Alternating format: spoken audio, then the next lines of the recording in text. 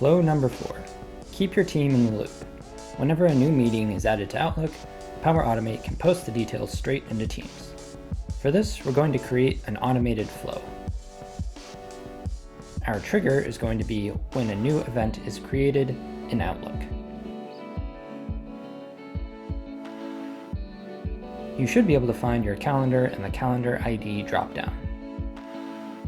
Then we're going to select Post Message in a chat or channel in Teams as our next action.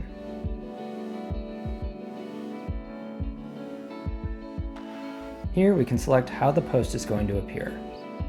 For Post As, I'm going to select Flowbot, and Post In will be Chat with Flowbot. I'll select myself as the recipient. And for our message, I'm going to use this script.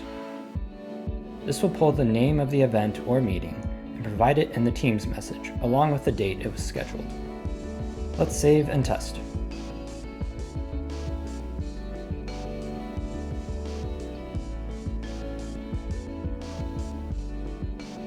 We can see our notification pops up in Teams in our workflow chat.